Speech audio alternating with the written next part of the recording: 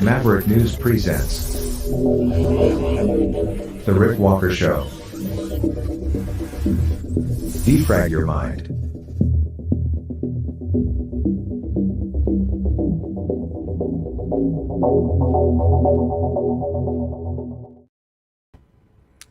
Good evening, everyone. Welcome back to the Maverick News Channel. We have a lot of ground to cover tonight, stacked show. A lot of stories kind of developing or coming in at the end of the day today. So I had to kind of scramble a little bit just to familiarize myself with the information before coming on to talk with you guys tonight. Vladimir Zelensky, was he targeted for an attempted assassination in Odessa? We'll get into it. Marjorie Taylor Green, this has to be my favorite soundbite video clip of the month so far. Not that we're that far into the month. What is it today? The 6th day. Maybe the of the past month, say the past 4 weeks. Okay? She gets triggered and tells the reporter to, well, you know, if you haven't seen it already, you will soon, and you'll understand why I'm so smitten with this clip. Joseph Stalin, fashion. You know, okay, can't make this stuff up. Yeah, there's a new fashion line out. Inspired by Joseph Stalin. It would be like the last guy I would think of to inspire fashion, but okay. We'll show you what it looks like. I just don't know. The world is so strange. The Emergencies Act, you know, they had the public inquiry after Justin Trudeau invoked it. That was mandatory. And then Justice Rouleau said that the federal government should respond in some meaningful way within a year. Well, we had Safety Minister Dominic LeBlanc address that. This all relates to the Freedom Convoy, the lockdowns. Well, specifically the Freedom Convoy, because that's what it was used to crush at the time. Hotel California, if we have time, I'll talk about this. There is a legal case, there was a legal case surrounding the legal rights to some of the notes, the handwritten notes with the lyrics for the songs on the album. Anyway, that's kind of different. Chinese police stations in Canada, huge issue. Really something that concerns a lot of people. And tonight, there's pushback on that against the federal government for having taken some action on that front. Hyper-vaccinated. This dude gets he gets jabbed like 217 times. I don't know if you've seen, have you seen that? Well, you're gonna. My gosh. Oh my gosh. Immigration. The federal government has a new pilot program for immigration, well, in Canada. And of course, immigration, a huge issue in the U.S. as well. What else do we have on the list here? LinkedIn, another service outage for a social media platform. Yeah, wow. Lots of ground to cover. Lots of stories. Many things to discuss.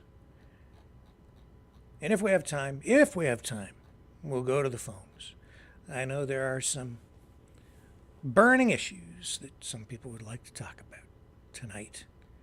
Share their thoughts. Weigh in on the conversation. If we have time, we'll get into that and give you guys a voice as well. We shall see how things progress here tonight. So stay with me. We've got lots to go over.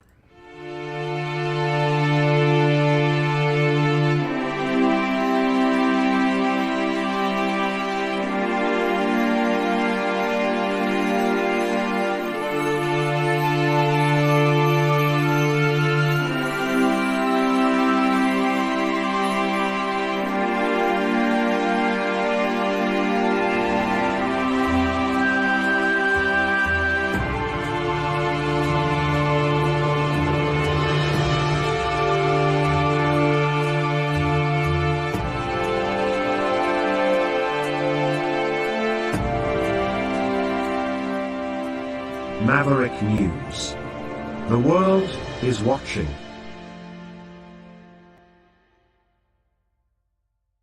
The information war is raging. Truth without integrity is worth nothing. Maverick News. Because those who have power and those who seek it must be held accountable. The world is watching. Join our family of truth seekers. Donate today and add your voice to the chorus of Maverick Knights. Donate at maverickdonations.com. Truth. Integrity. It's the Maverick way.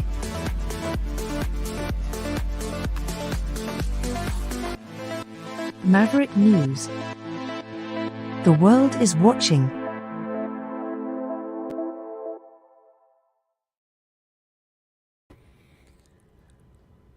So let's start with the Zelensky story. Overnight, I did receive word from Kevin Mikuliti, who started to follow this story about this attack on Odessa. And the reason it was highlighted is because Vladimir Zelensky was in Odessa with the Greek Prime Minister when Russia hit that area with missiles.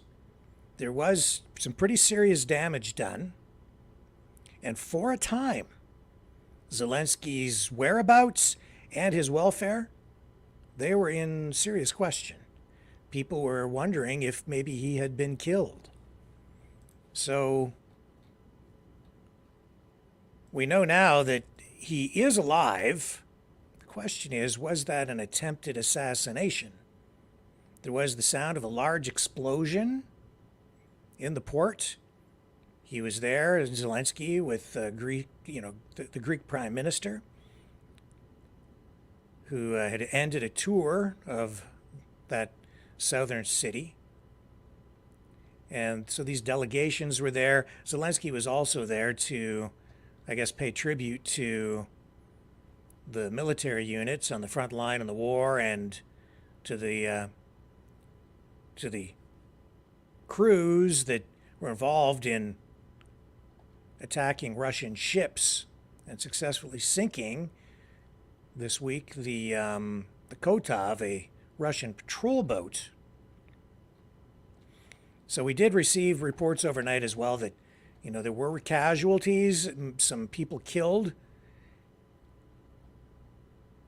12 people, including 5 children, were killed in that area back on March 2nd. And then in this latest attack also, we received some reports of possible casualties And Kevin started to follow this, but in the end, Zelensky appeared. He is still alive. Still some speculation as to whether Russia was actually trying to target him, maybe his motorcade. So, interesting development, but nevertheless,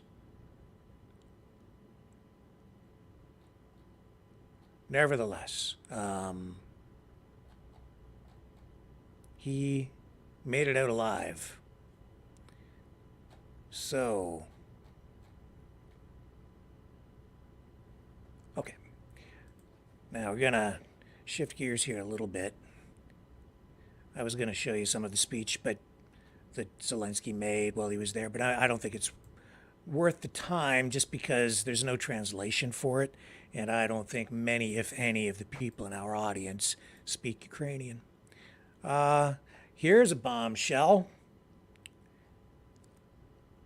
During a Georgia Senate hearing, attorney Ashley Merchant disclosed White House records showing that Georgia DA Fani Willis actually met with Vice President Kamala Harris on February 28th of last year. Now, this took place just before charges were brought against Donald Trump for alleged election interference.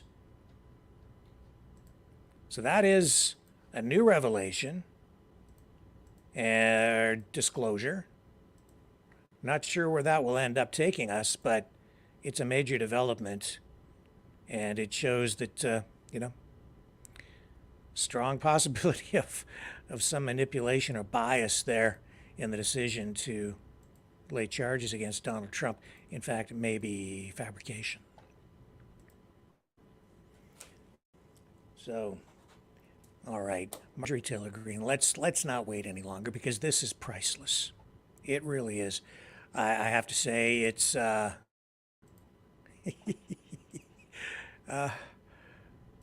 it's also, how can I put this? It's a sign of the times.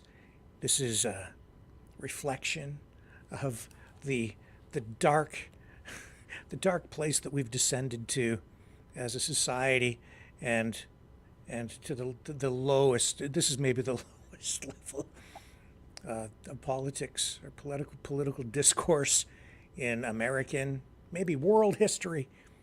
So Marjorie Taylor Green, this is, of course, after the Super Tuesday stuff. She's there celebrating with President Trump, and she's approached by this reporter from the UK who asks her some questions, and then at the end you'll see the reporter asks one final question that triggers Marjorie Taylor Green.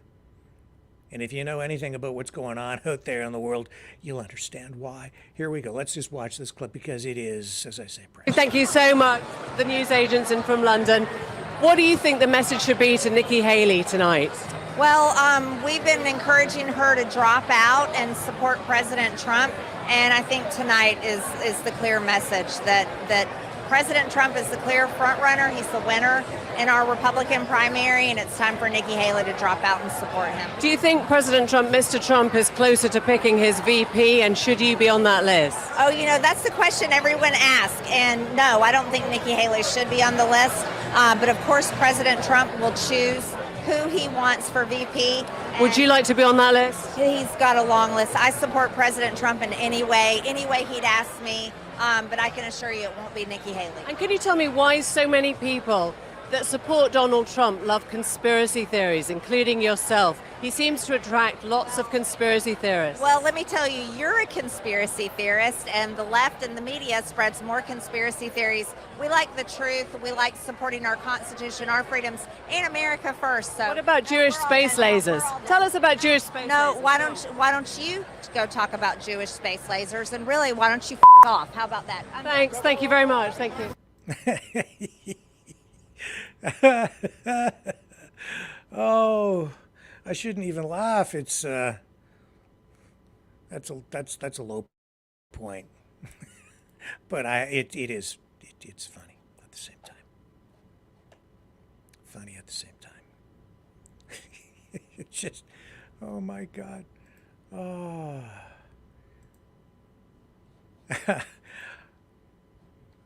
Well, while we're chuckling, why don't I'm going to save the Stalin thing. I'm going to save it until later. We'll save it. Okay.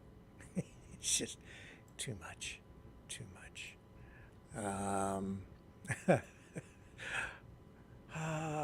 Ottawa is resuming funding to UNRWA, UNRWA, the UN relief agency that supports Palestinians. Funding was cut off there for a while because there were revelations that that organization has direct ties to Hamas and that they were involved directly in the October 7th attack on Israel. So funding was suspended, but now being resumed.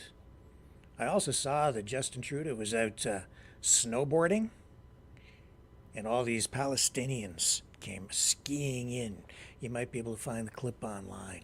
And they started talking to him and applying verbal pressure, telling him that they wanted him to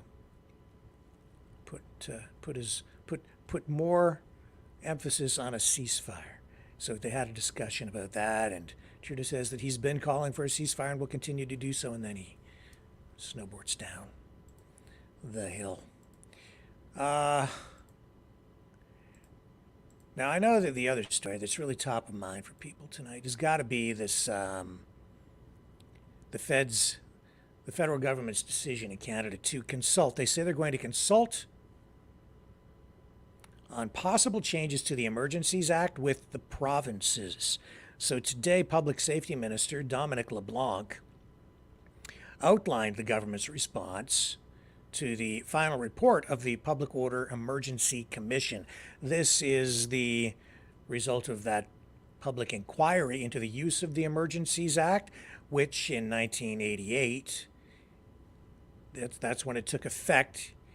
The Emergencies Act is the new version, the revised version of what used to be called the War Measures Act. Justin Trudeau made use of it during the Freedom Convoy to crack down on the protesters. It gave the government special powers at the time for a limited amount of time, but special powers nonetheless. And you heard me say it here. The day he did that, I said that was the day Canada died.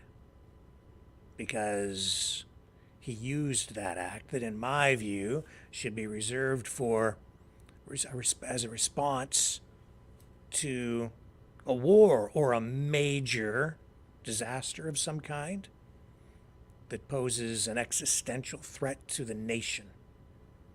But he used it against his own people. As a result, the nation has been, I would say, forever changed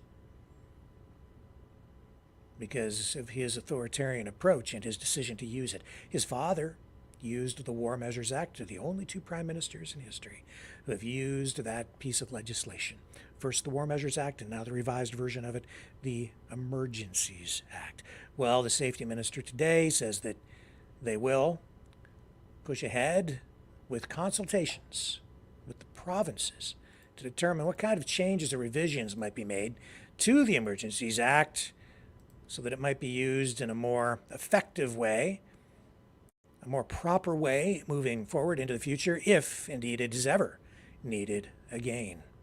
Let's go to the news conference here with Dominic LeBlanc in Ottawa. Found that the high threshold to invoke the Emergencies Act was met and the decision was appropriate. It also contained 56 recommendations to address gaps that were identified and proposed changes that should be made if the Act were ever to be invoked again. The government's response focuses on ongoing and next steps as they relate to each of those recommendations. February 2022 marked the first time that the Emergencies Act was invoked since it became law in 1988. The hindsight provided by the Commission's work, as well as the work undertaken by the Government of Canada and parliamentarians, offers us a critical outlook on potential changes that could be brought to the Emergencies Act. As such, the Government of Canada will engage directly provinces and territories, Indigenous partners, stakeholders, and civil society on all 22 Emergencies Act-related recommendations, including seeking views on potential legislative amendments as described in those recommendations. Afin de donner suite aux recommandations du rapport final de la Commission Rouleau, le gouvernement du Canada consultera les provinces et les territoires, les partenaires autochtones, les parties prenantes et la société civile au sujet des 22 recommandations en lien avec la loi sur les mesures d'urgence, y compris en cherchant à obtenir leur point de vue sur des modifications législatives potentielles telles que décrites dans ces recommandations. The Emergencies Act gives governments extraordinary powers to act in extraordinary situations. Our government did not invoke the Emergencies Act lightly, and we hope that no future government will have to resort to it. It also contains, the Emergencies Act, important safeguards to ensure Canadians' charter rights are upheld, and the Rouleau Commission demonstrated the robustness of the Act's built-in accountability mechanisms. Au cours des prochains mois, nous poursuivrons notre travail afin de mettre en œuvre les mécanismes de coordination, surtout coordination policière et de surveillance nécessaires afin que nous soyons prêts à réagir rapidement à toute éventualité. Once again, I want to thank Commissioner Rouleau and his team for the extraordinary work that they did. Et je suis, comme toujours, maintenant très heureux de répondre à vos questions. Okay. So, the thing about that decision by Rouleau is even though he said that the threshold was met, and he, in his view, the use of the Emergencies Act was justified, he also said that you could easily see it the other way. And then, on top of that, we've just seen now this court ruling, which is more significant than the inquiry is, because the inquiry has recommendations that are not binding. It was not a trial, which most people do not understand. But there was this subsequent court ruling just recently, which did come to the conclusion, there was a ruling that the use of the Emergencies Act was unconstitutional in the way that Trudeau used it. The way I interpret that decision, it is that there was no national emergency, that it was used really in a more targeted way, and more specifically in places like Ottawa, mainly Ottawa, where this protest was happening, rather than like a nationwide threat to the government, if indeed there was a threat at all. Depends on, I suppose, your point of view and how you view the bouncy castles. So, the court ruling more significant than this, but because of the inquiry, we will now get a series or a set of maybe changes that will be made to the Emergencies Act. Jagmeet Singh, leader of the New Democratic Party. This is the party, of course, for our American friends who do not understand Canadian politics. Trudeau has in Canada a minority government, which means he doesn't have enough votes from his own party to support his key pieces of legislation. So he has this agreement in place with the NDP and Jagmeet Singh to prop up his government. The NDP is the tail wagging the dog. They're getting all kinds of policies passed that they want, maybe even more than the Liberals, pushing federal government policy further and further to the left, more and more socialist all the time. That's where the NDP is on the political spectrum. Well, tonight, Jagmeet Singh says that in his view, the federal government is kind of dragging its feet on these changes to the Emergencies Act, said, citing what Justice Rouleau said, that the government should respond within a year on this. Here's Jagmeet Singh. We want to see it happen. Great, thank you. And just to shift gears here as well, Dominic LeBlanc was out this morning saying they're going to be launching consultations on bringing forward amendments to modernize and change the Emergencies Act. What's the NDP position on this? Does the Emergencies Act legislation need to be modified through amendment? Oh, absolutely. We from the beginning said that we need to be very open to any recommendations and improve the legislation based on the recommendations we receive.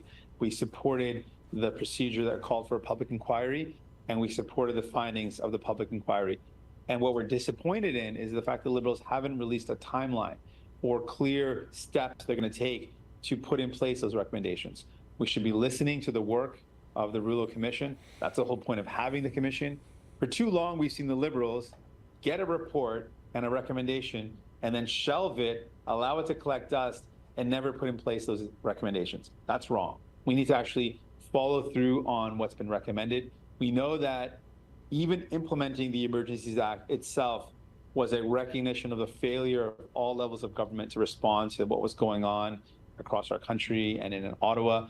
And that a recognition of that failure meant that resorting to the Emergency Act was a last-ditch effort. Should never got to that point. And now we're hearing that the recommendations, there's no clear timeline to make those changes. We think that's the wrong approach. We would implement the changes with a clear timeline and do it as quickly as possible. Our next question. Okay.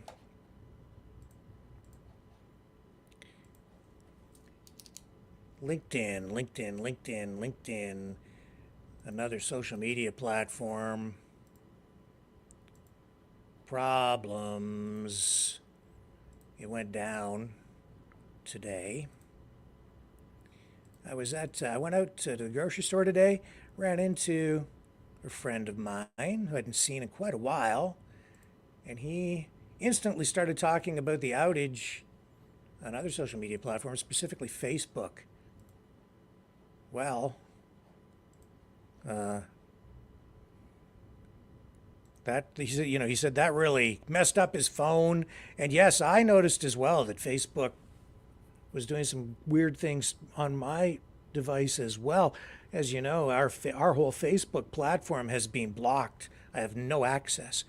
But because of the outage, what happened for a very brief time, I was able to partially log in to Facebook because of the breach. So as they were bringing it back online overnight or whatever, I was suddenly able to get in and access some of my old photos, but that was as far as I could go. It wouldn't let me do anything more. Then the full block came back online. So whatever was going on, it looked like it almost gave me access back to my account, which I had been banned from.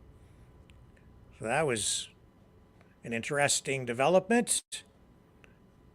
Weird stuff going on with the security, I think, at these social media platforms. And I think it's also weird to see them all being affected by this at the same time. I think there's stuff going on they're not telling us. Just my guess. These are coincidences that are too coincidental to be coincidences. A little too weird. There's a screenshot up on Twitter tonight, X. LinkedIn back up following a brief outage. Actually, this is a news story from Twitter. Microsoft's LinkedIn said Wednesday it was back up after a brief outage. It impacted thousands of users. For up to 48,000 reports of outages in the United States. Something weird is going on out there.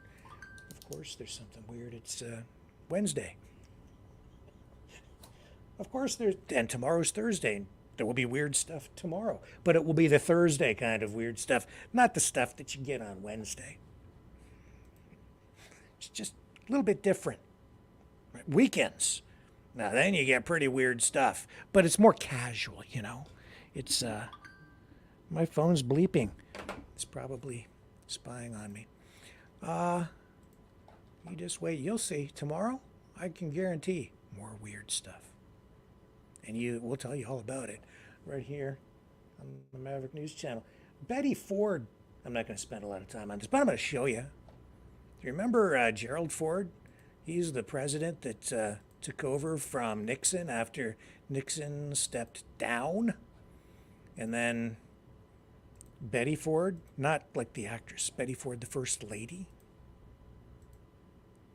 Do you remember her? Well, today at the White House, they unveiled a new stamp honoring Betty Ford. Here it is. Let's check it out. The Betty Ford Center for Substance Dependency, lending her name and energies to spark greater visibility for the drug rehabilitation services that were so widely needed then and unfortunately now. Betty Ford was a force for good, and her weapons were openness and honesty. She was a devoted partner to her husband and a devoted public servant. To recognize her many contributions to our nation, we will officially issue the Betty Ford Commemorative Forever Postage Stamp on April 5th. A dedication ceremony will be held at Eisenhower Health in Rancho Mirage, California. The Postal Service is proud to honor First Lady Betty Ford. Thank you. And now I would like to invite those on stage to join me in revealing this new stamp.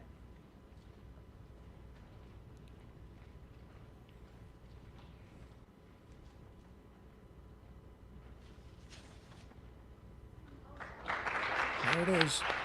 If you guys, I don't know if any of you are stamp collectors out there. It's probably an old-fashioned hobby. I used to have a stamp collection. I'm such a nerd.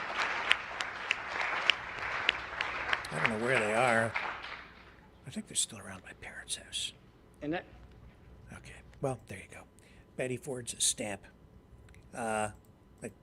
Do you guys follow stamp collecting at all, or coin collecting? Coin collecting these days interests me more because you're talking, potentially coins that are produced using precious metals, gold, silver. So they can be a pretty cool investment and a fun thing to collect as well. But have you seen, I know that we talked about it this would be, a couple of months ago, looking at some of those coins with the, the Year of the Dragon, Chinese symbols used on these coins. I know some people were concerned about that. I get it. I go to the post office. I look at the stamps as well that they make these days, and the cultural shift. Stamps are a reflection of where we are at as a society and a culture. And you look at the people that they're honoring, commemorating on stamps. It tells you where the mindset is with the government. It really does. At any given moment in time. If you go back to the 70s or the 60s, I've got a roll of coins, silver dollars. They're not actual silver, but dollar coins from the 80s commemorating Jacques Cartier. I've still rolled from. I've had them since the 80s when I was really collecting coins as a kid. But you wouldn't see that kind of content today. That's too colonialist, you see.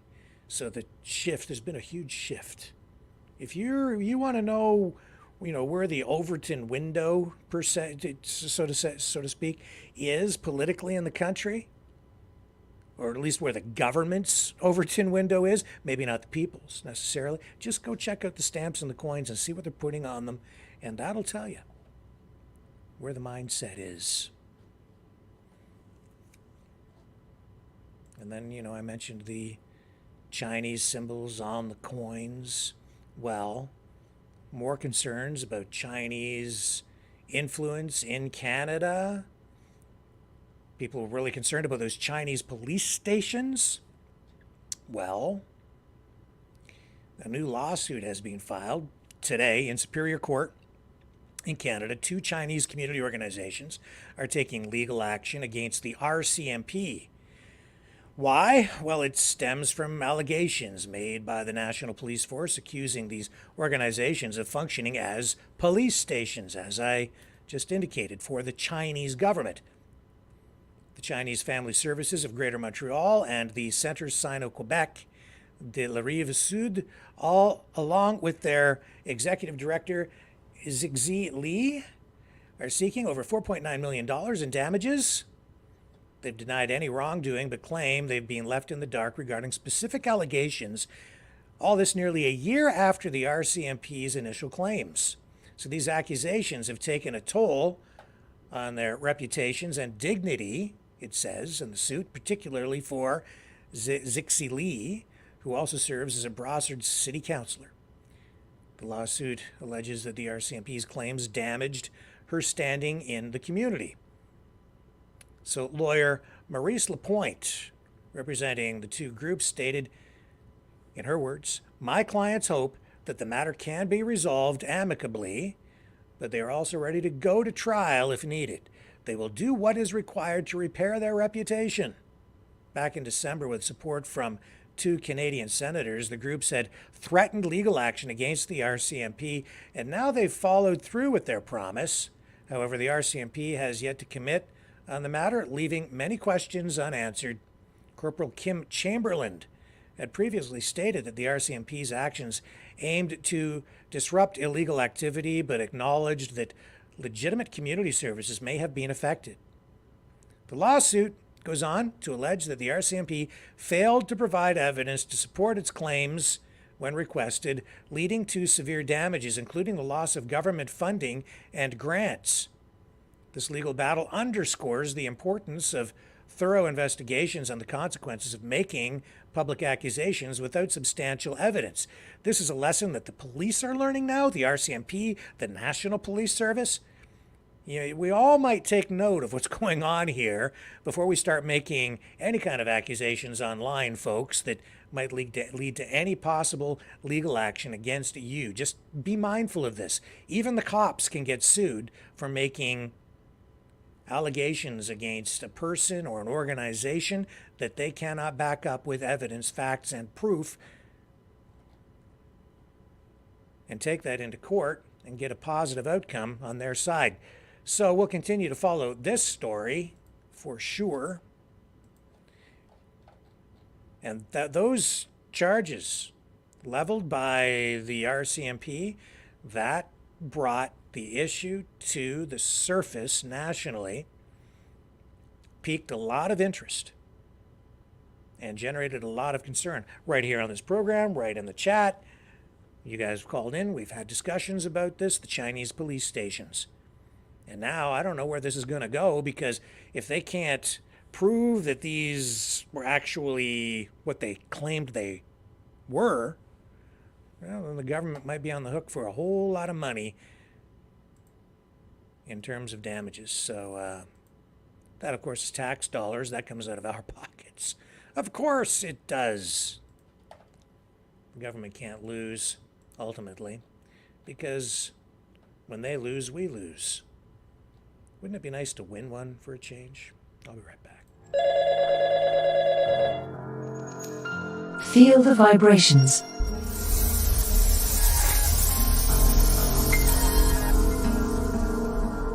Our quest continues.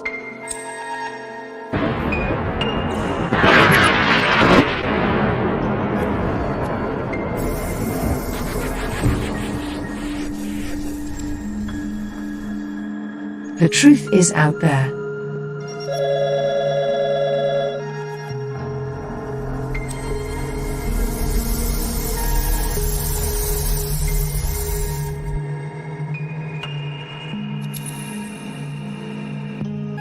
We are Mavericks.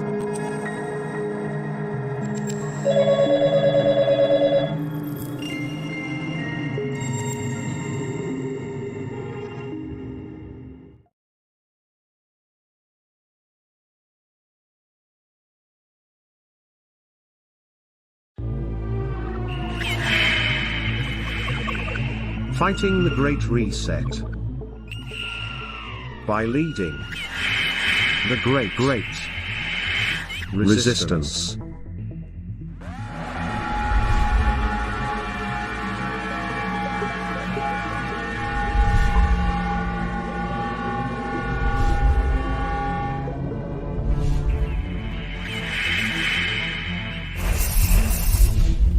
Maverick News. The antivirus programs for your mind.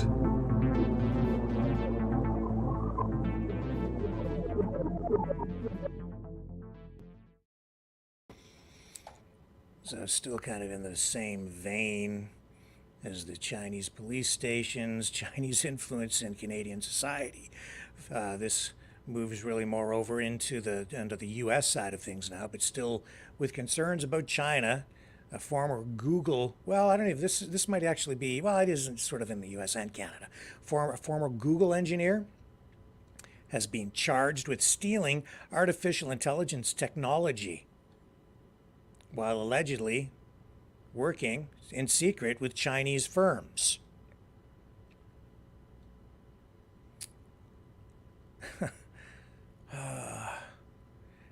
Yeah, so there's this. We've got the biolab thing in Canada with two scientists there, a husband and wife,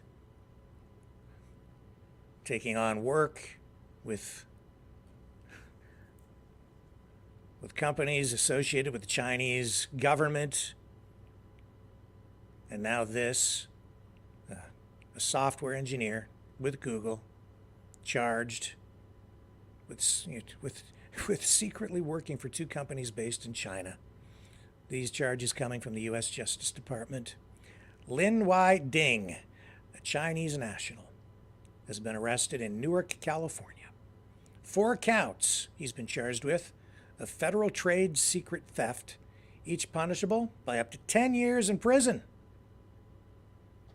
This case against Ding has been announced at an American Bar Association conference in San Francisco. So I guess what we're looking at here is the latest illustration of the lengths that companies based in China might be willing to go to steal American technology and innovation. And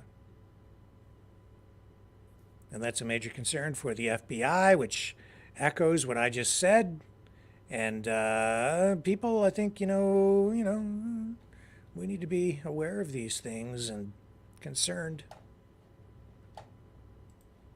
Seems every time we turn around now, like there's the lab thing, this thing, and then Top Gun, the movie, had Chinese influence in it too.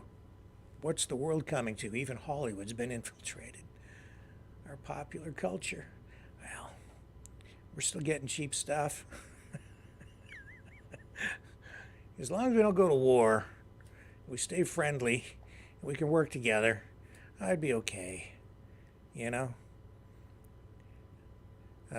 just all this concern about China overtaking us and the economy and the U.S. dollar and the struggle for everything and the BRICS nations and the new currency and the U.S. dollar as a world reserve currency being displaced. And if that happens, yeah, we could end up with a lot of poverty here. The world is changing. That much is for sure. And that company at the heart of that ArriveCan scandal, they've now been banned from participating in any process to acquire new federal government contracts. The name of the company, GC Strategies. This all happening in addition to a November 2023 decision by Public Services and Procurement Canada, which suspended GC Strategies from participating in PSPC procurement processes. And this suspension is in place until further notice. As you know, this app was originally supposed to cost somewhere around maybe $50,000, $80,000, and the costs ballooned to at least $60 million. Where did all that money go? It's turned into one heck of an issue, and I think it will be one of the main issues as we continue forward into what I think is going to be an election year. I know. Some people are like, it's not going to happen. It's going to. Yes, I think it is. Has to happen by 2025 anyway. And I know for most of you, the sooner the better, right? You want change, and I totally get it. Me too. I would like to have an election. Let the people decide. Got to go there. What else do we have going on? Well, I can't believe this. I cannot understand how the guy is still alive. How do you get 217 COVID shots and not die? If it's true, and it appears to be, it's the guy's defying the odds. 217 COVID shots this dude got. He got something like 49 in 1 month. He's from Germany, 62 years old. And he got these shots in the span of about 29 months. That's an average of 1 jab every 4 days, guys. 217. So we can't show you a picture. His identity, as far as I know, is being protected because of medical privacy. But the story is now making the rounds.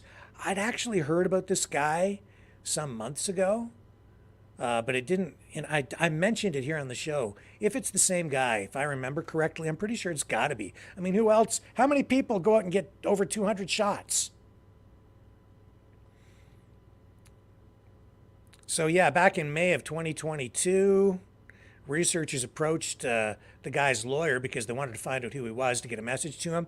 And now they're doing some research on him to see what kind of impact this hyper vaccination is having on his immune system. And so far, everything they've seen indicates that the guy is okay. I don't know. I don't see how it's possible. I don't know how you get 217 injections of any kind of vaccine in that short span of time and not have it have some sort of effect on your health. It's got to happen. There's got to be more information that will come out of this in the months ahead. We'll keep our eyes open on that one because I think the other shoe has got to drop.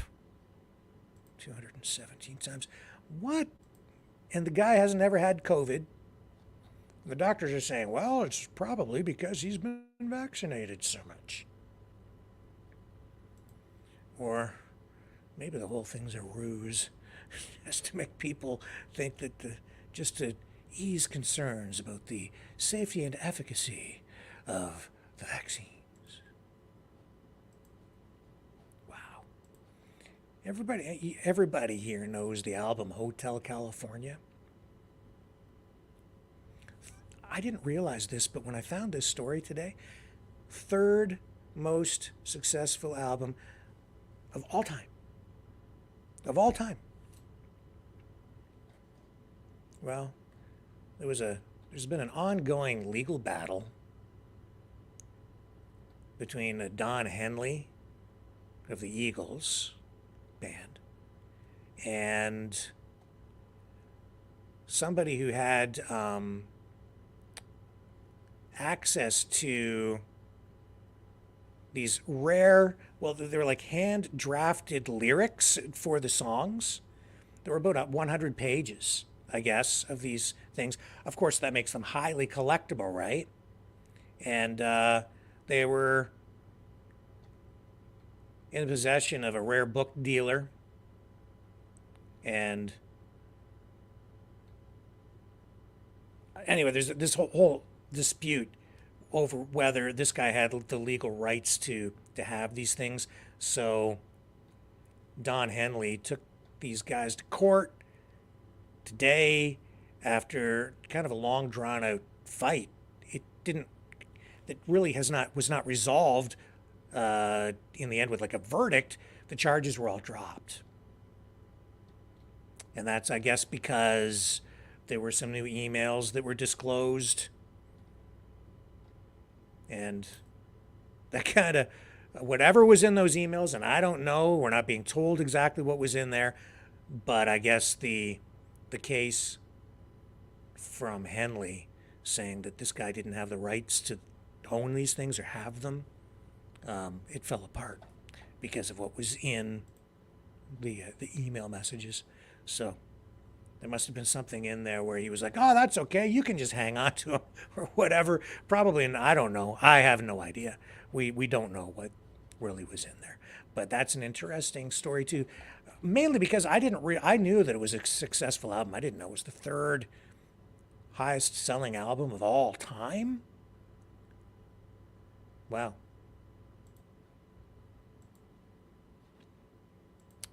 Little pop culture trivia for you there. Just keep that one in your back pocket when you're playing some new edition of Trivial Pursuit in the future, when they add that question to the cards. Does anybody even play Trivial Pursuit anymore? That was the hot thing for a while, you know? That was a hot game. Are board games even popular anymore?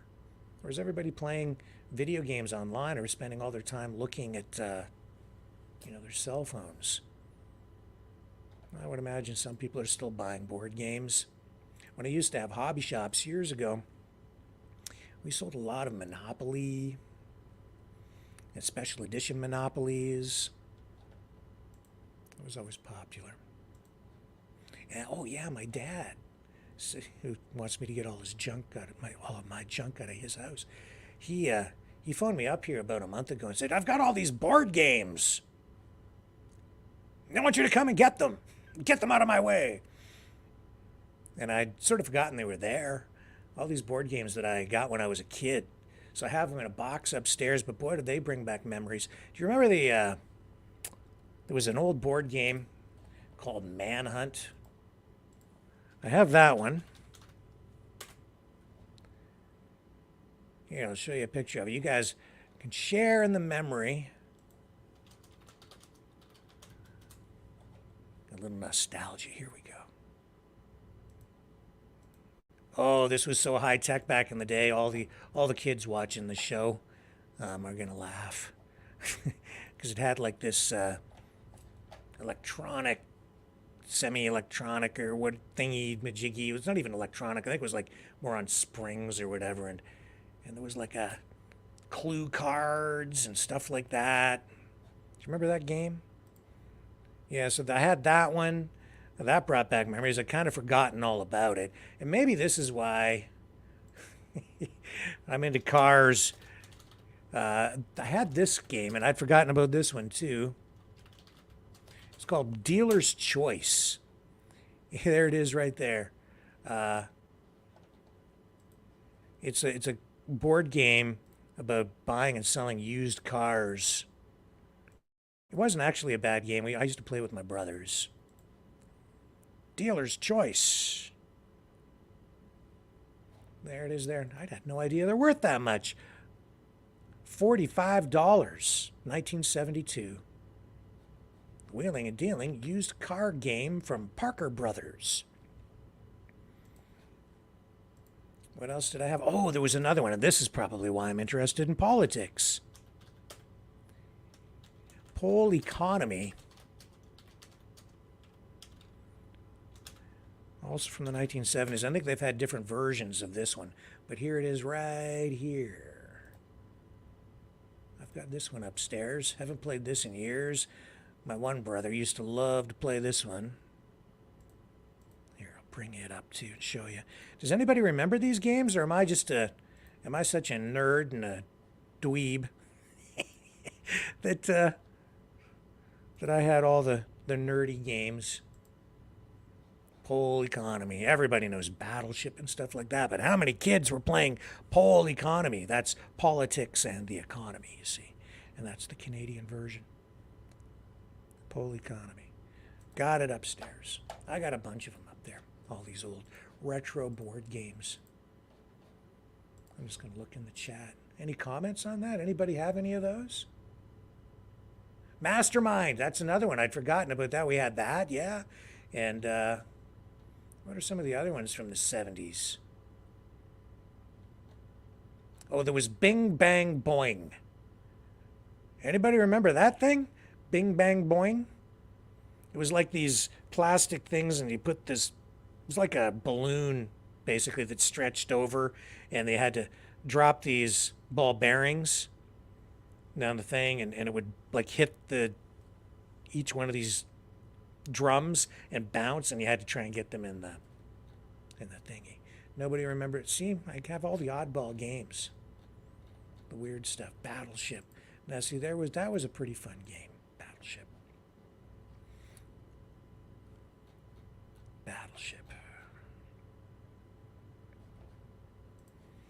Yeah, we're seeing Battleship play out in the Red Sea, aren't we? Yeah.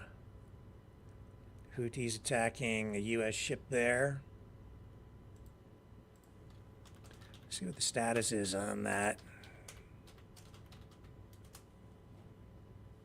Yeah, 3 sailors killed after the Houthis hit a ship in the Gulf of Aden.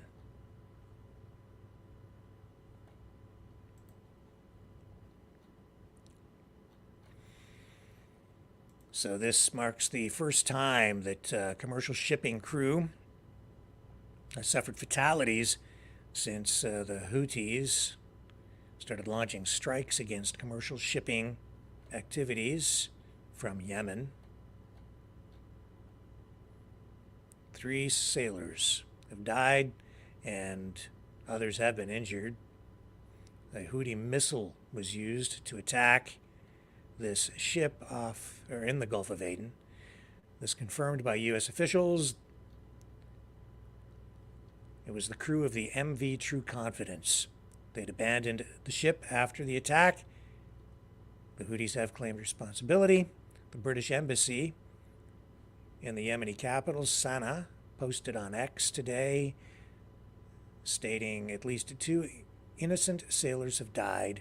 This was the sad but inevitable consequence of the Houthis recklessly firing missiles in international shipping. They must stop, it says in the Post today, online. So this bulk carrier was drifting with a fire on board. It had been hit about 9:30 a.m.,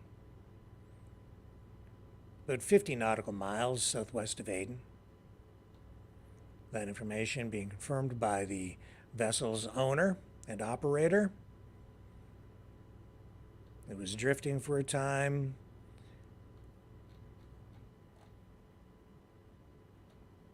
And of course, this coalition of forces trying to combat the attacks from the Houthis and keep these ships safe, but very, very risky. And I know that the number of ships passing through there has dropped off significantly as a result of these attacks, with some shipping companies deciding that it's just not worth the risk. What else do we have for you tonight? Hyper-vaccination. We did that one. Oh, yeah, last night we talked about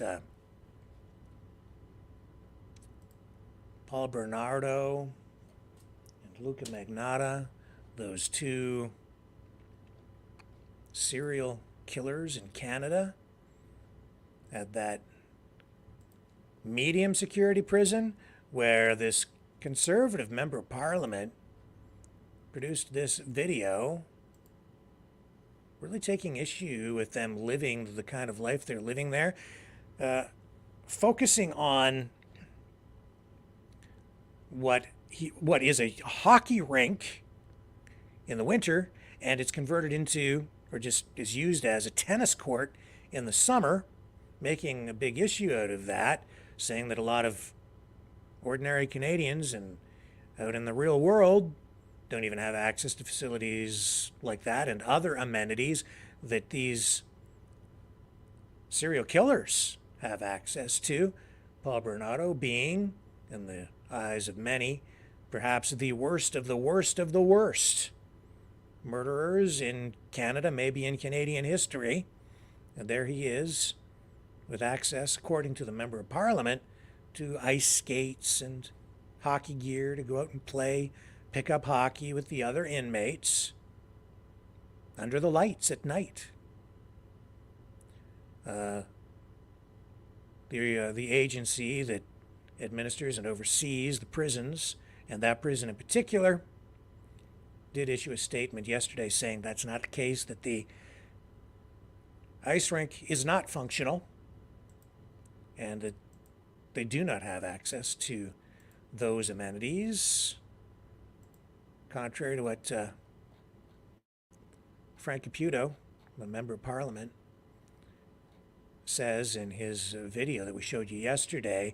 Well, excuse me, today, even though his claims have been disputed,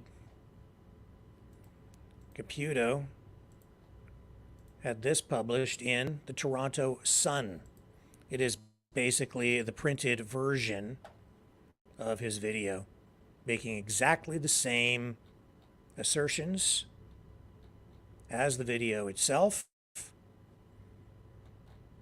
So he's just gone ahead and published it anyway, despite what the prison service has said, which contradicts what he is saying about the amenities available there. But they do exist. The arena is there. It is set up for a tennis court. Whether it's functional or used, I don't know.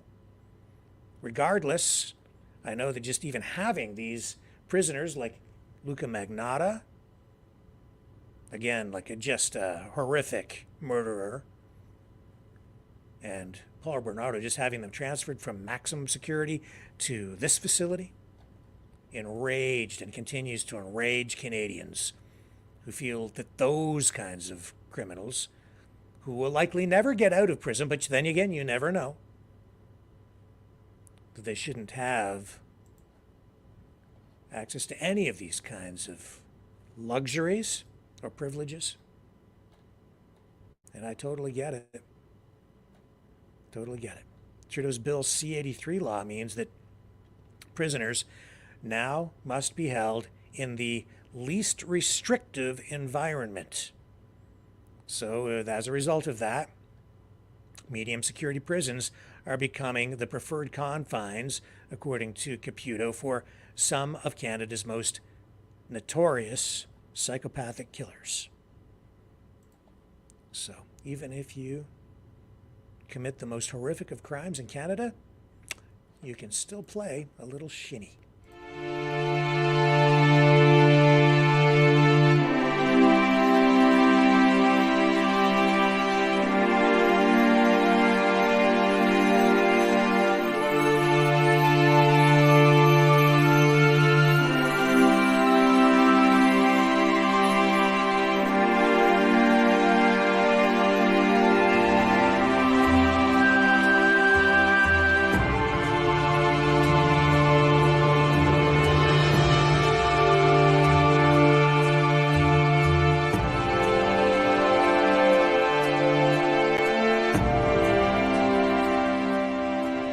Maverick News.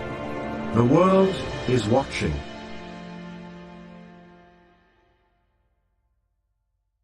The information war is raging. Truth without integrity is worth nothing. Maverick News. Because those who have power and those who seek it must be held accountable. The world is watching. Join our family of truth seekers. Donate today and add your voice to the chorus of Maverick Knights. Donate at maverickdonations.com. Truth. Integrity. It's the Maverick way.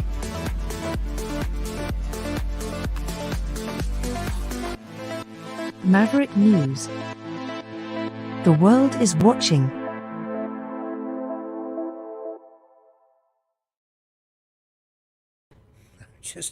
I am actually dipping into the chat here a bit on the YouTube side, and I see everybody still talking about the board games.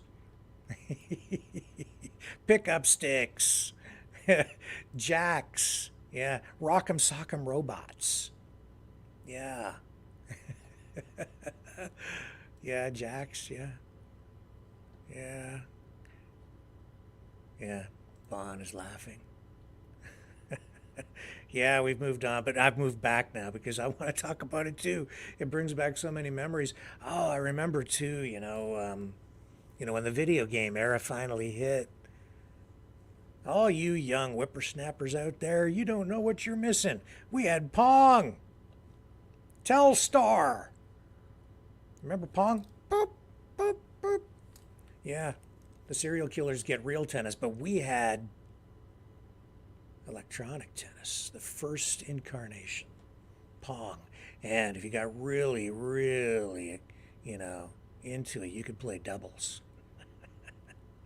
Oh man, those were the days. And we thought that was so high tech. Pong. And then, you had the first Nintendos and things like that. But today, I look at these video games, honestly, if you I don't know if we have probably not a lot of kids watching, but if you try to play the video games today, I get along in there for a while, and it's like you have to find doors and things, and the graphics are really cool, but I don't get it. The old stuff, I get. I guess my mind is conditioned to play video games from like the 70s, 80s, 90s. And then I kind of stopped playing video games. And when I was a kid playing hockey, they would have at the rink, they would have some video arcade games in there. And of course, I know you guys will remember this, but the video arcade, that was the place to go, right? That was the place to go back in the 70s and 80s. I remember going downtown, and there was a video arcade even in our neighborhood at the local strip plaza. And boy, parents back then, they got so upset. They were so concerned about those video arcades. They thought those games were going to rot our brains, which they very well may have. Now that I look around and I see what's happened to, all the people, and I see all the zombies walking on the streets, I'm like, what happened to these people? Oh, they played video games back in the 90s. Yeah, everybody thought it was too much LSD, but no, it was the video games. And all the bad things were supposed to be happening at those video arcades. When I was in college and working at the college radio station and going through journalism school, I did a whole 5-part series for the local college radio station on video arcades and video games and the impact on society. And I interviewed psychologists and police and went to town on that. But that was the hot button issue of the day. Today, I mean, the issue is out there, but the games are way more graphic, way more violent. Grand Theft Auto. You ever play that game? I mean, in that game, you're just literally out there and you're murdering people on the street. Incredibly violent. Maybe they were right back then. It was like it's been a progression since then. And has that had an impact on society and the way people act? At the time, I argued no. That even movies and things like that, if you see violence in movies, it doesn't necessarily translate into real violence in real life. But maybe it does condition us in ways that we are not aware. Maybe it's the way that the content is presented, but society has sure deteriorated since the 70s and 80s, in my view. We had problems back then, but not like we have now. The video games, maybe just like the stamps and the coins, which are a reflection of society, maybe video games give us an indication of where we're at culturally as well. And in many other ways, too. Okay, so I'm kind of drifting here. I didn't mean to talk about all that stuff, but I think it's interesting and relevant. Okay, so immigration, I know that that's been a hot button issue too over the last week, especially with the with politics the way it is. Well, today the federal government of Canada has announced a new program, a new immigration program. It's a pilot program for immigrants that might be willing to move to rural areas and to francophone communities. So today, Canada's federal immigration minister, Mark Miller, went to Sudbury, Ontario to talk about this. The objective here, obviously, from the government's perspective anyway, is to provide a boost for the economy in areas that may be experiencing population decline, in areas where maybe people are not as inclined to move because of climate, temperature, the kind of facilities that are available, smaller communities, more remote.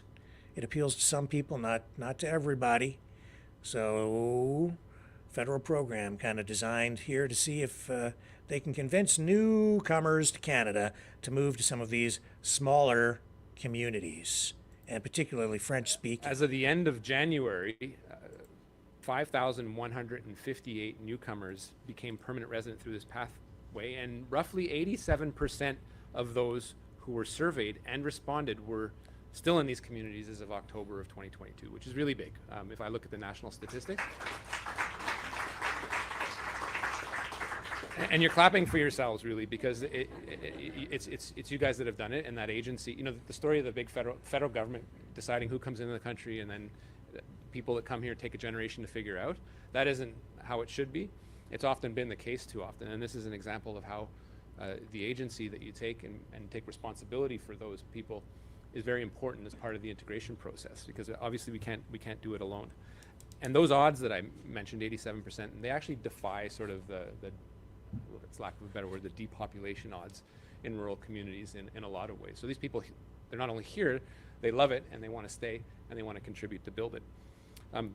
So this addresses the labor shortages in healthcare, manufacturing, retail accommodation and food services, as well as scientific and technical services. So last month, due to the ongoing interest in the advocacy of many parts of the country, my department extended the pilot's community recommendation period that was set to expire on February 29th. It made a lot of sense. We also increased the number of candidates that communities can recommend, which is key. These measures will allow participating communities to take part in the pilot for a longer period and help fill the labor needs with skilled candidates.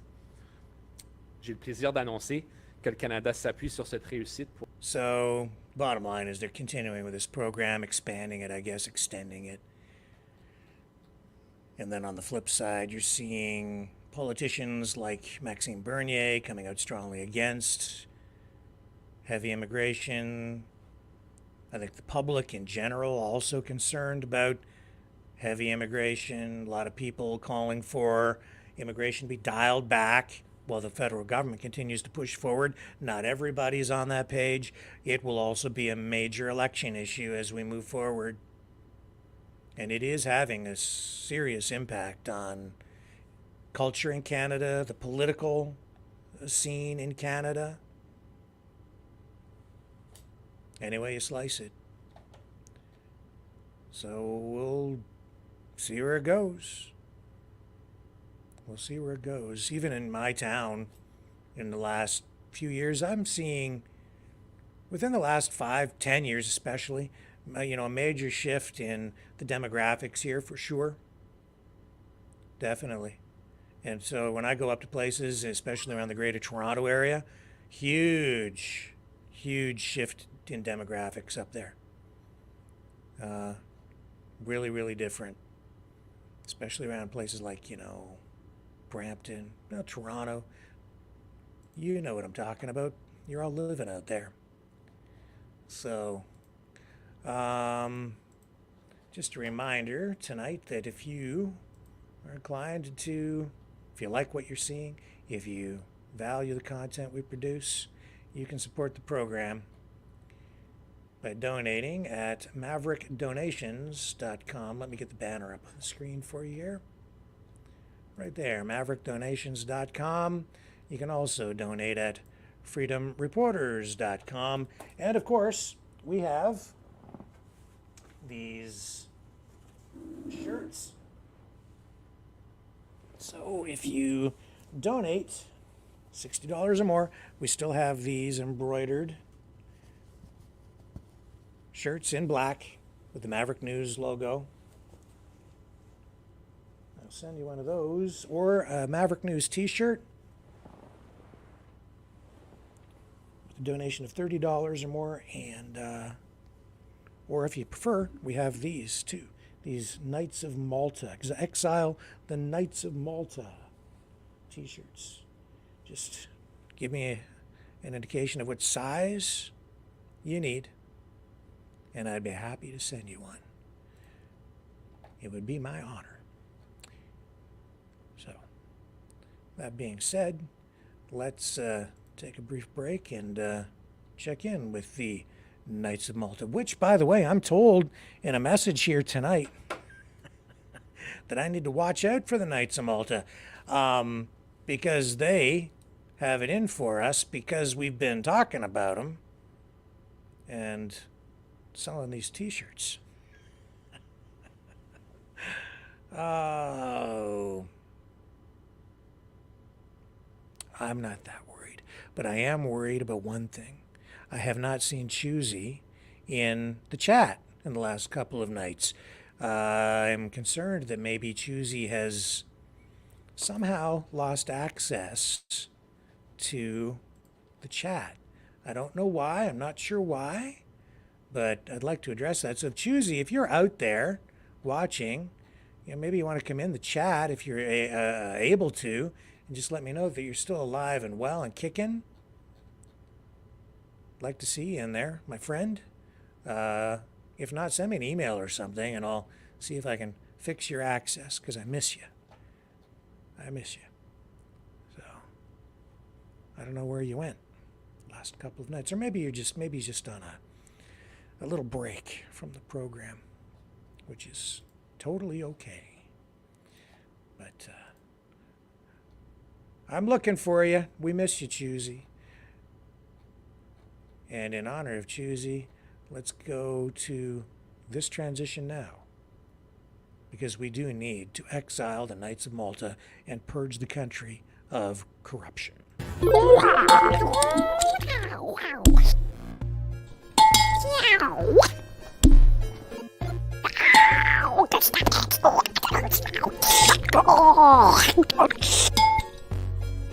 Exile. The Knights of Malta. Maverick News. Join us. The world is watching.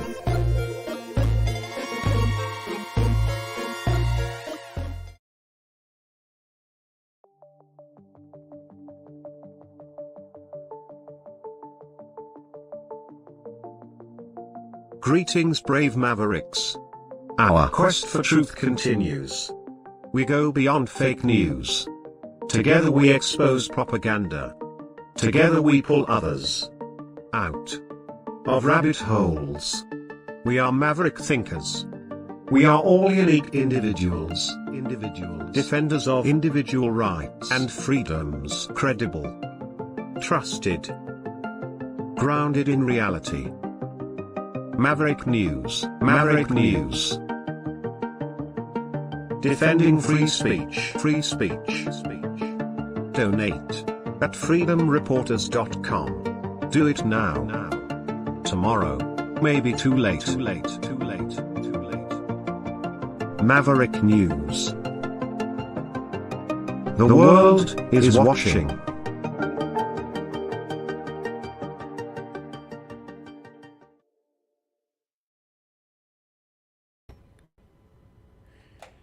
Okay. I think this is funny. Some people will love it. Some people might not like it at all. I think it's funny. Who wants to dress like Joseph Stalin if I wanted to be fashion forward, honestly, it would be probably the last guy I would think of. It would, it's like, is there even a U.S. president that I could think of that would inspire my thirst for fashion? Nope, not one. Not one politician. GQ magazine. Oh, you know what? That makes me think. Back in the 90s, even maybe the early 2000s, I only remember GQ magazine as being a fashion magazine for men. And back in the day, I used to wear suits to work when I was working in television. And I'd go in, not that I bought a suit every week or anything, but my wife actually worked at a clothing store, so I was in there. She used to work at Tip Top Tailors. That's how I met her. Actually, working in a clothing store. There is a story for you, but GQ magazine was a fashion magazine for men. But now these fashion magazines have become political culture, cultural engineering. Have you noticed? They like Vogue. That's all cultural engineering. GQ, all cultural engineering. Some fashion in there, of course, but the fashion is almost like an afterthought. It's all the politics, but cultural politics. That's what they're using to drive this progressive agenda here in the West, using culture to drive culture. Very interesting.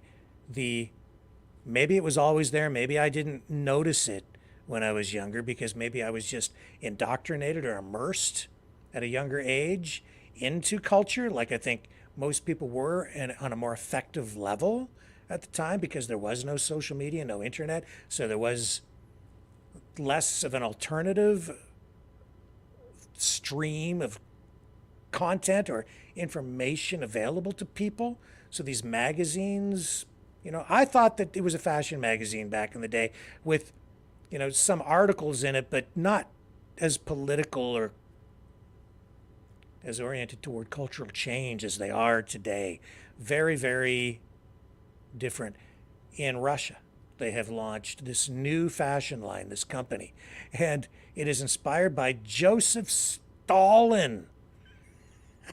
Now you can love him or hate him.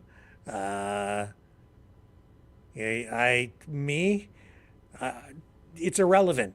The point that I'm making is I think Joseph Stalin's outfits were, I wouldn't want to dress like that. But here it is. Here's a commercial from this company in Russia that has launched this fashion line. And they are shooting this in areas of Ukraine that Russia has taken control of. That's why you're seeing the bombed out buildings and things. Not exactly sure why, but even here, I would say they are using fashion to drive politics, the politics behind this conflict in Ukraine, I guess, which is one of the reasons I think this is controversial and why some people like it and other people are opposed to it, overlaid against the current political situation is the politics from the past and Joseph Stalin, his communism, and the controversial nature of that. And look at that thing. Now, maybe you think it's cool, but I think that jacket, what does it make you guys think of? I won't say anything until I see what you guys say. It looks strange in the set. I agree with that. I don't like. What is the point of shooting it around all the destruction?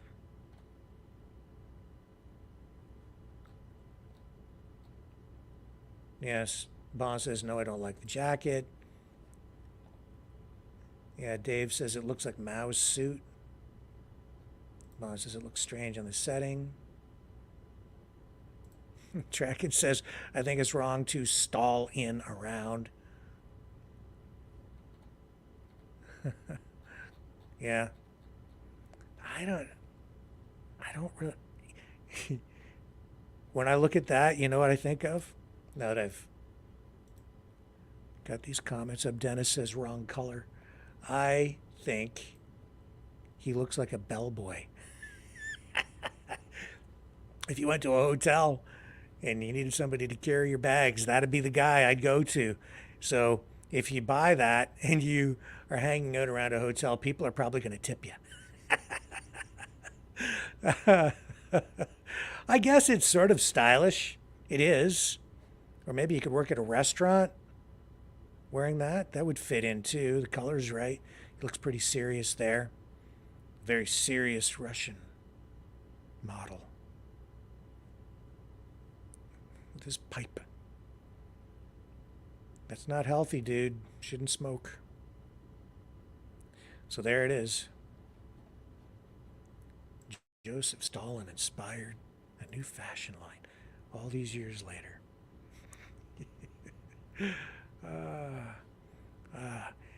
Like I said, if there was one guy that I wouldn't do a fashion line, that'd be like, he'd be one of the guys.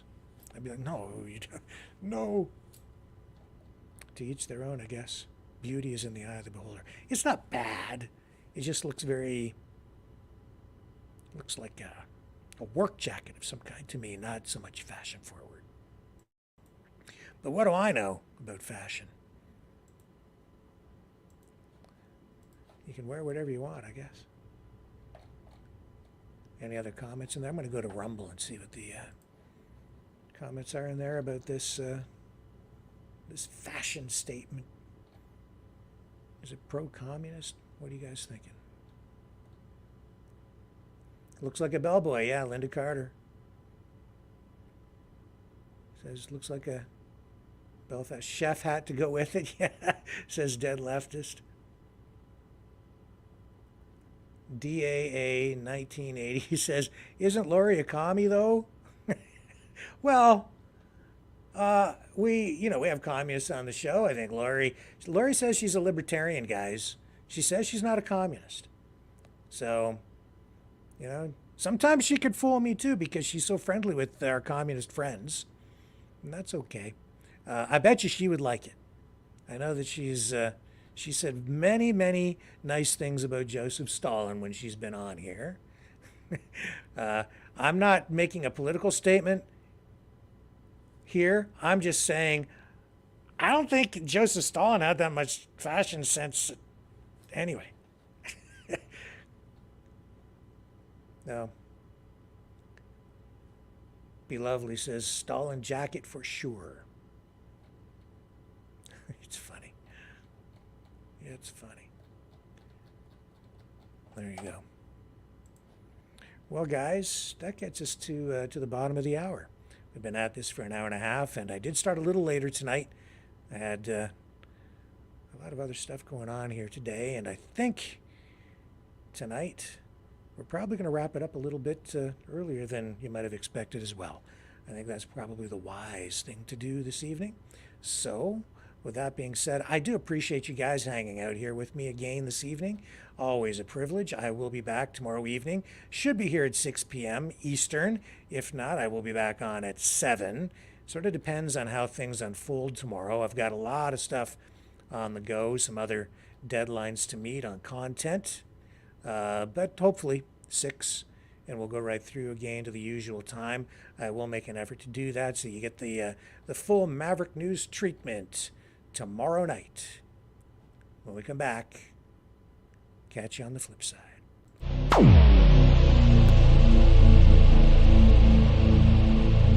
This has been a Maverick Multimedia production.